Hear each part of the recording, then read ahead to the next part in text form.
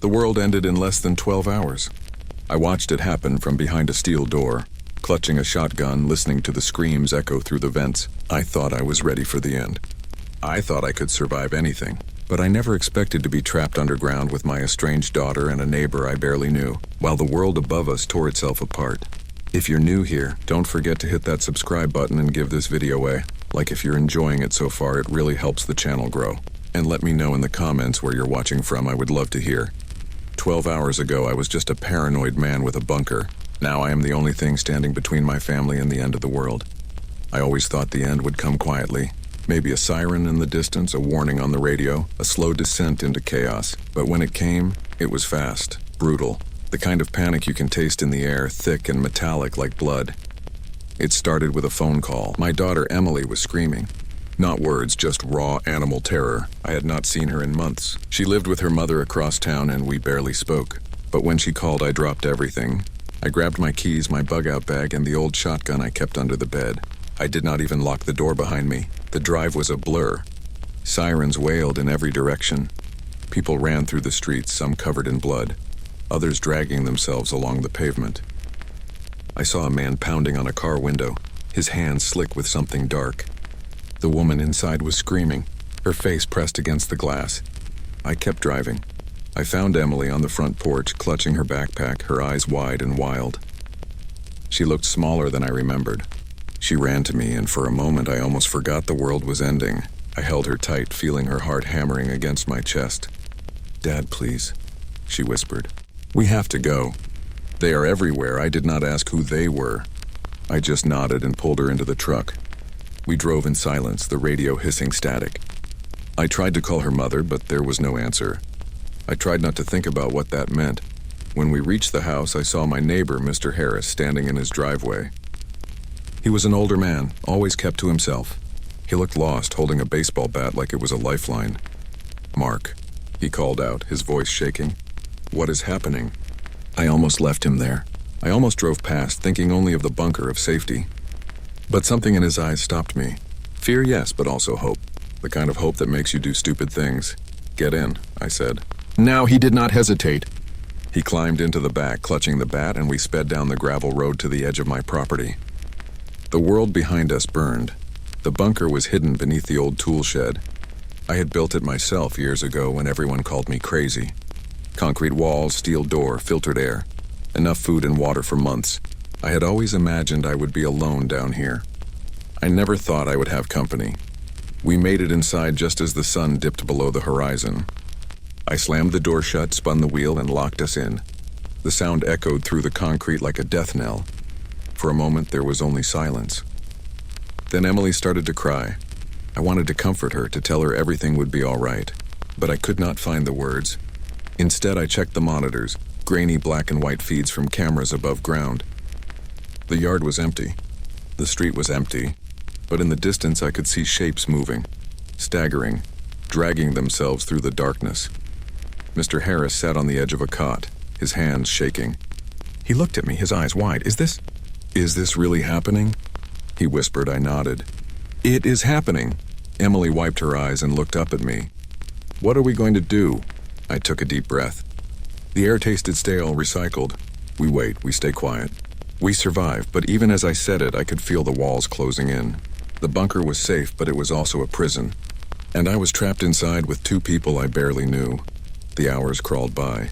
I checked the supplies, canned food, water, batteries, first aid. Everything was in order. But the silence was suffocating. Every sound from above made me jump. A distant scream. The thud of something heavy against the shed. The scrape of fingernails on metal. Emily sat in the corner, hugging her knees. She would not look at me. Mr. Harris paced back and forth, muttering to himself. I tried to keep busy. I checked the radio, scanning for any sign of life. Static. Occasionally, a burst of frantic voices, pleading, crying, then silence. I wondered how many people were left out there. How many had made it to safety?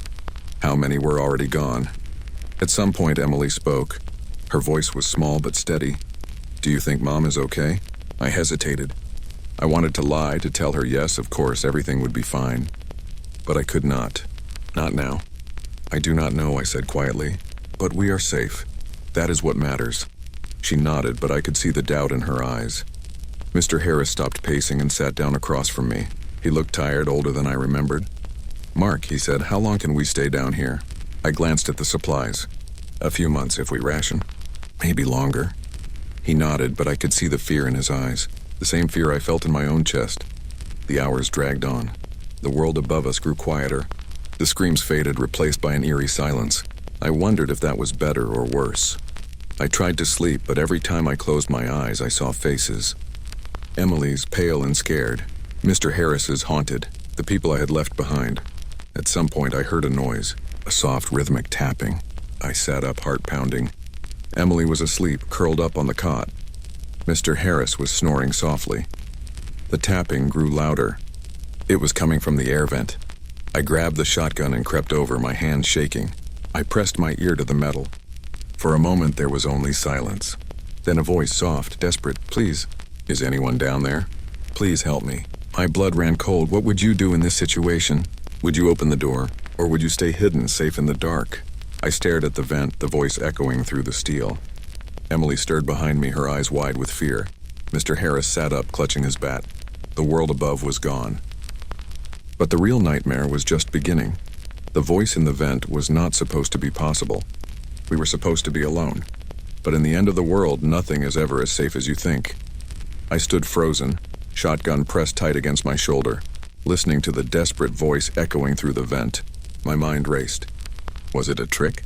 Was it someone infected luring us out? Or was it just another survivor as scared and lost as we were? Emily sat up, rubbing her eyes. "Dad, what is that?" I held up a hand, signaling her to stay quiet. Mr. Harris crept closer, his face pale in the dim bunker light. The voice came again, weaker this time. "Please, I am not one of them. I am hurt. Please let me in."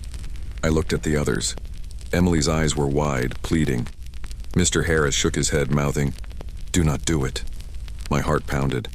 Every instinct screamed at me to keep the door sealed. But I could not ignore the voice. Not after what I had seen out there. Not after the people I had left behind. I moved to the intercom, pressing the button that connected to the outside speaker. My voice sounded strange, hollow. "Who are you?" I asked. There was a pause. Then a shaky reply. "My name is Sarah. I live 2 houses down. Please, I am bleeding. They bit me, but I got away. I swear I am not sick. Please, I do not want to die out here." Bitten. The word hung in the air like a curse. Emily's voice was barely a whisper. "Dad, we cannot just leave her." Mr. Harris stepped forward, his voice hard. "If she is bitten, she is as good as dead. You know that, Mark. You let her in, you risk all of us." I stared at the steel door, my mind spinning. I had built this bunker to keep the world out. But now the world was clawing at the edges, begging to be let in. I pressed the intercom again. "How long ago were you bitten?" A sob. "An hour, maybe less. Please, I'm not sick. I just want to see my son again. He is with his father, please." I looked at Emily. She was crying now, silent tears running down her cheeks. I remembered the fear in her voice when she called me. The way she clung to me on the porch. I could not leave this woman out there to die. But I could not risk my daughter's life either. Mr. Harris slammed his fist against the wall. "We cannot save everyone, Mark, you know that. You open that door, you kill us all." I closed my eyes, trying to block out the sound of Sarah's sobs. The bunker felt smaller, the air thicker. I could hear my own heartbeat, loud and frantic. What would you do? Would you risk everything for a stranger? Or would you let her die just to keep your own family safe? I made my decision. I pressed the intercom. "Sarah, I am sorry. I cannot let you in. If you are not sick, stay close to the vent. I will leave water and bandages, but I cannot open the door." A long silence. Then a broken whisper. "Please, please do not leave me." I turned away, unable to listen any longer. Emily glared at me, her voice shaking with anger. "How could you do that? She is going to die out there." I tried to explain, but the words caught in my throat. "I am trying to keep you safe. That is all that matters." She shook her head, tears streaming down her face. "You are just scared. You always have been." Mr. Harris put a hand on my shoulder. "You did the right thing, Mark. It is us or them. That is how it is now." But I did not feel right. I felt hollow, like something inside me had broken. I gathered supplies, water, a first aid kit, a flashlight, and slid them through the emergency hatch near the vent. I heard Sarah's weak thanks muffled by the steel. Then silence. The hours dragged on. Emily refused to speak to me. She sat in the corner, arms wrapped around her knees, staring at the wall. Mr. Harris tried to make small talk, but his words fell flat. I checked the monitors. The world above was still. The shapes in the distance had vanished, but every so often I saw movement, shadows flickering at the edge of the camera's view. I wondered if they were people or something else. I tried the radio again. More static. Then a voice crackling, distant. Military evacuation. Downtown. All survivors. Repeat, all survivors. I leaned in, heart racing. This is Mark. I am with 2 others. We are safe. Please respond. No answer. Just static. I replayed the message in my head. Military evacuation, downtown. Was it real? Or just another false hope? I looked at Emily. She was watching me, her eyes red and swollen. We could try to make it, she said quietly. We could go to the evacuation point. Mr. Harris shook his head. It is suicide. The streets are crawling with those things. We are safer here. Emily glared at him. We cannot just hide forever. What if they never come? I felt the weight of their eyes on me. I was supposed to have all the answers. I was supposed to keep them safe. But I did not know what to do. I checked the supplies again. Enough food and water for weeks if we rationed. But the air felt thinner, the walls closer. I could feel the panic rising in my chest. Suddenly a loud crash echoed through the bunker. The lights flickered. Emily screamed. I grabbed the shotgun, heart pounding. Mr. Harris raised his bat, his hands shaking. The monitors showed chaos. The shed above us was swarming with figures, dozens of them, clawing at the door, pounding on the walls. Their faces were twisted, mouths open in silent screams. Emily clung to me, sobbing. Mr. Harris backed into a corner, his eyes wild. The bunker shook as something heavy slammed against the hatch. Dust rained from the ceiling. The air was filled with the sound of snarling, scratching, desperate hunger. I realized, with a sickening jolt, that we were not as safe as I thought. The world above was coming for us. I looked at Emily, at Mr. Harris, at the steel door that separated us from the nightmare outside. How long could we last? How long before the bunker became our tomb? The pounding grew louder. The lights flickered again, then died, plunging us into darkness. Emily screamed.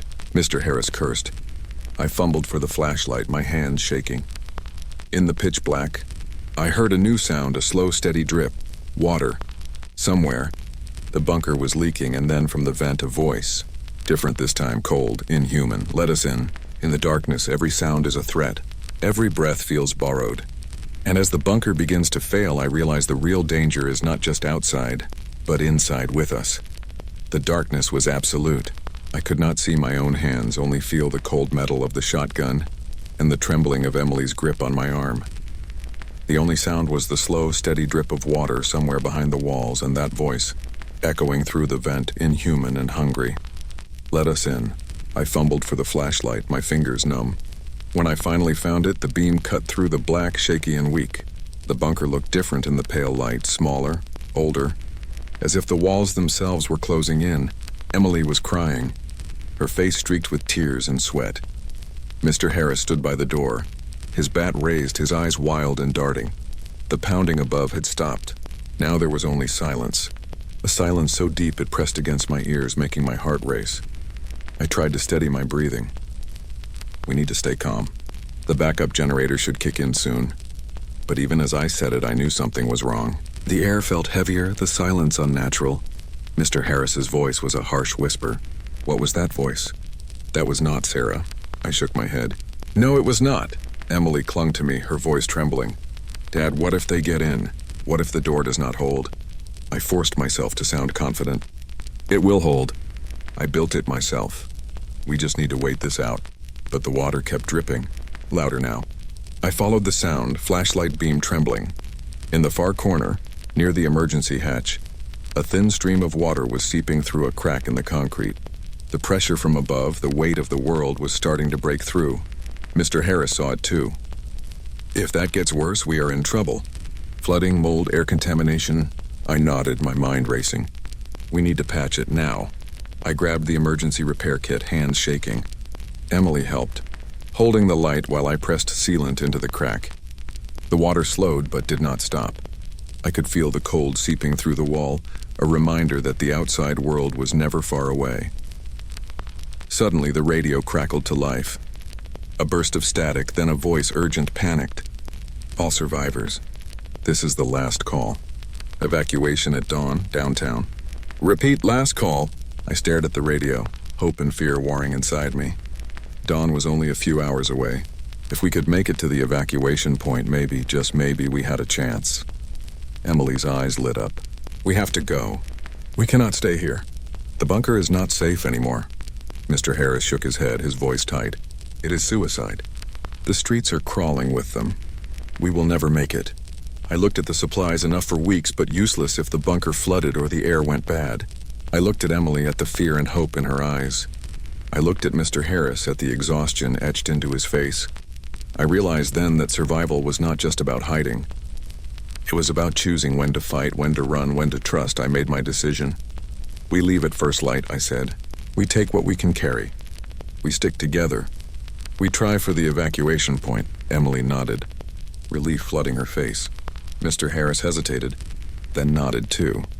We spent the next hours in tense silence, packing bags, checking weapons, listening to the sounds above.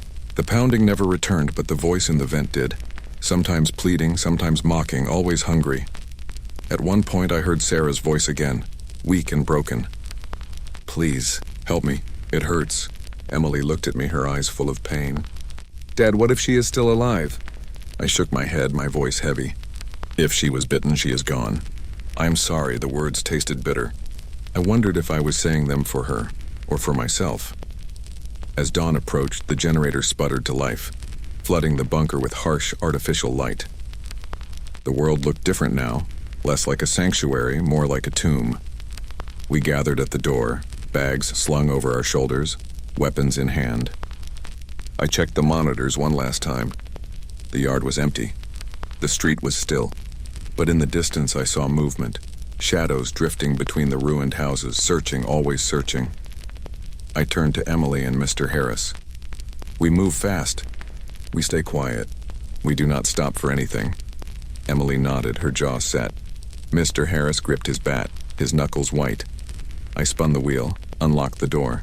The air outside was cold and sharp, filled with the smell of smoke and decay. The world was silent, waiting. We stepped out into the dawn. The neighborhood was unrecognizable. Houses burned, cars abandoned in the street, windows shattered. The only sound was the distant moan of the infected drifting on the wind. We moved quickly, sticking to the shadows. Every step felt like a risk. Every corner could hide death. At one point, we passed Sarah's house. The front door was open, swinging in the breeze. Blood smeared the porch. Emily looked away, her face pale. We kept moving. As we neared the main road, we heard them, dozens of infected, shuffling through the wreckage, their eyes empty, their mouths open in silent screams. We ducked behind a burned-out car, hearts pounding. I could hear Emily's breath, fast and shallow. Mr. Harris whispered, "We cannot go that way. Too many." I scanned the streets, searching for another path. An alleyway, half collapsed, led toward downtown. It was narrow, dangerous, but it was our only chance. "We go through the alley," I said. "Stay close. Do not make a sound." We slipped into the shadows, moving as quietly as we could. The alley was choked with debris, broken glass, twisted metal, the remains of someone's life. The smell was overwhelming, a mix of rot and smoke and fear. Halfway through, we heard a sound, a soft whimper. I turned, flashlight beam trembling. A child, maybe 6 years old, crouched behind a dumpster, eyes wide with terror.